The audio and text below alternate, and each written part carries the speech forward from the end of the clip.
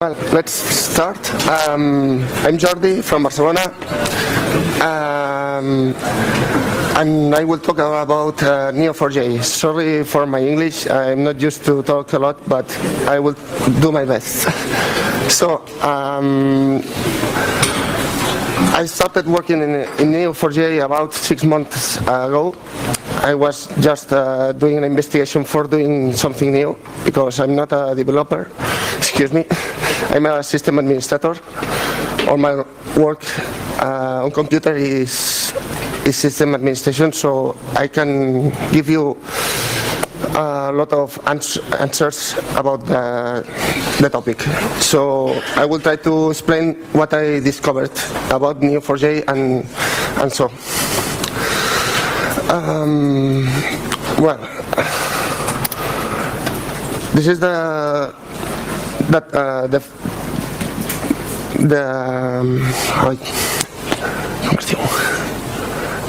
is the manner of you can save documents. It started with text documents and at the 90s before, and this is the evolution of how the people store its data for doing things. And well, it's an evolution that we had. After everything else, I discovered that everything was going to neo4j or GraphDB. GraphDB, it's the typical,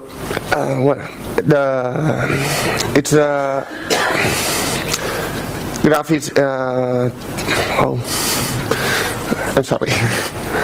Graph is, ¿cómo es diu? Hostia.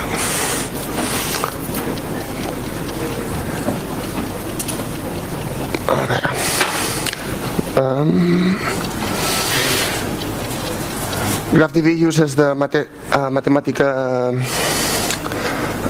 theory of graphs for storing the data. Instead of doing the typical relational database using the schemas and columns and registers, it uses a graph to store all the information. And it works like this. Everything have a everything is with nodes instead of typical columns, and every node has its own relationships within them, and the nodes has works as the registers. So they are all relations, and you can have every node has its own registers. You can sync all the registers to the nodes, and you can put relations between the registers. And for this, you have very speed and performance doing everything. What else?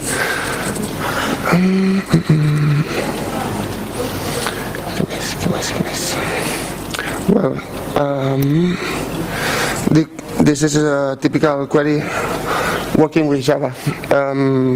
It's very simple to call and to make a node and to do a relationship between them. So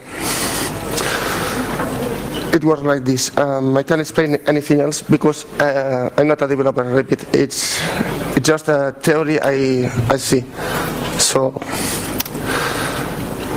this can be used for everything almost. You can save social data for everybody, and you can expand it to anything. You can put relationships between all the nodes, and you can query everything. What else? You can also add special data, so you can have the geological information about all the nodes. You have to in neo4j there is a jar, a function for doing spatial data. So you can mix it with like Google Maps or another technology it can do. What else? And you can add social and spatial data in the same graph. So you can mix everything and store everything in the same graph. Another example is financial data. You can also have all the stuff in a person, and you can discover what he did with everything. What else? You can apply this to computational genomics, maybe, I don't know, to have a relation between a protein or whatever.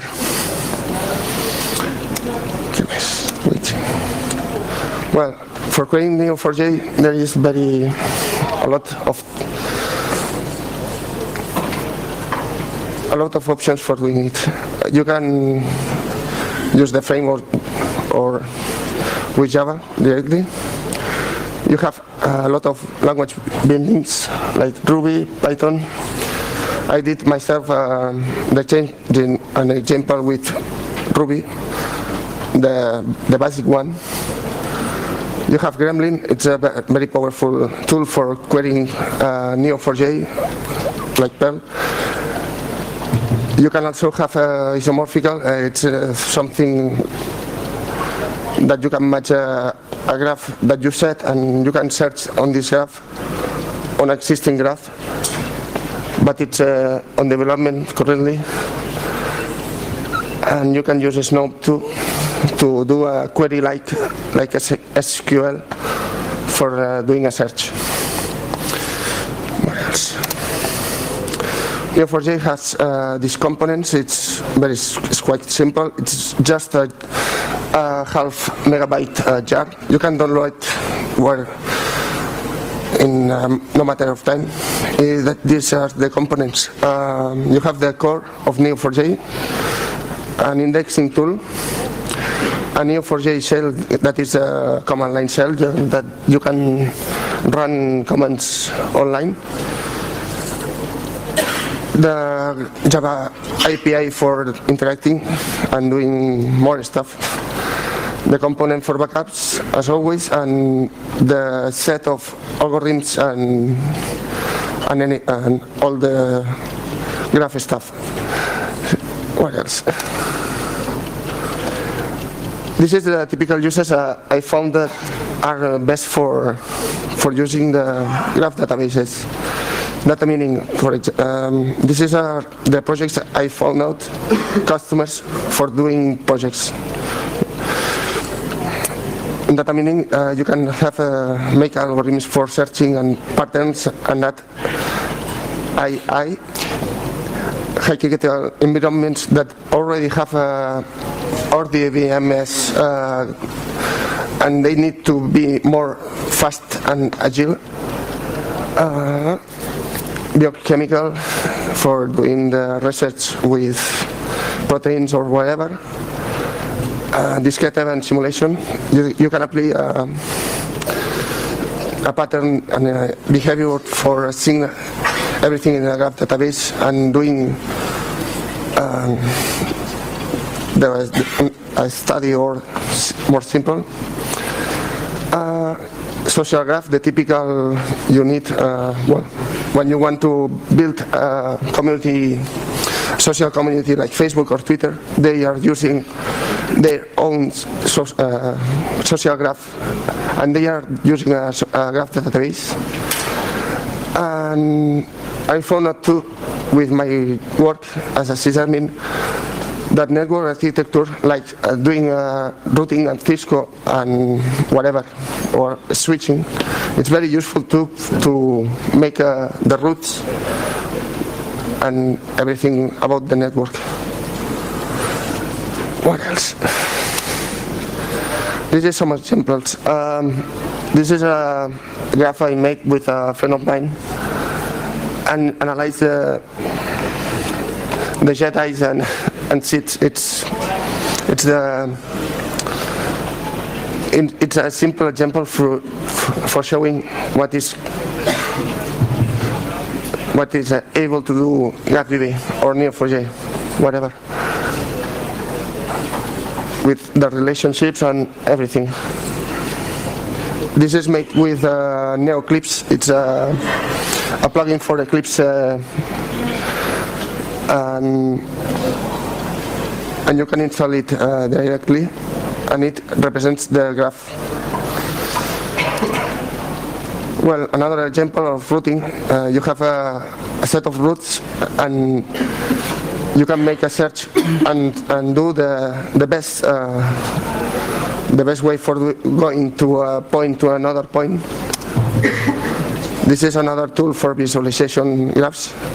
I think I took this from one of the examples of the office. I think it is a GitHub example with all the followers and so on. What else? Another tool for visualization graphs.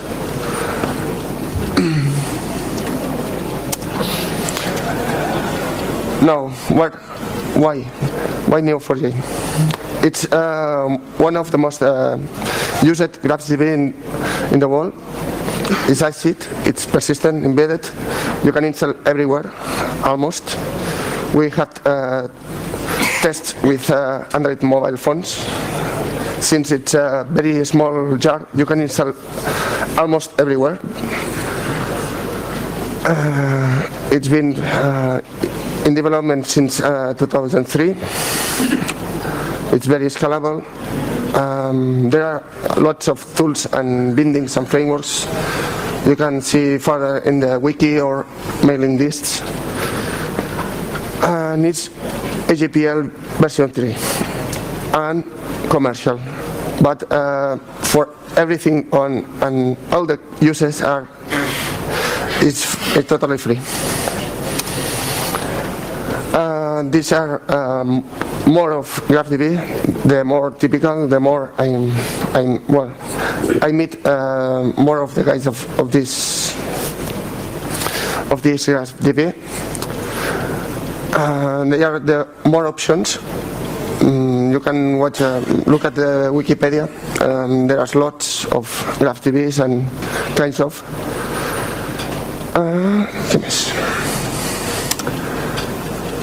And it's all. This is all the. You can. The mailing list is very active. There are lots of mails and questions always, and they are always answered directly from the developers, and it's very fast to get help from there. You have the GitHub too. You can go there and clone neo4j and use it at your laptop or whatever. You also have the wiki. The wiki for start with neo4j is very fast. I used that for learning a little about neo4j. And you have these two slides from two friends of mine, Pablo and Pera. What else? And I think it's over.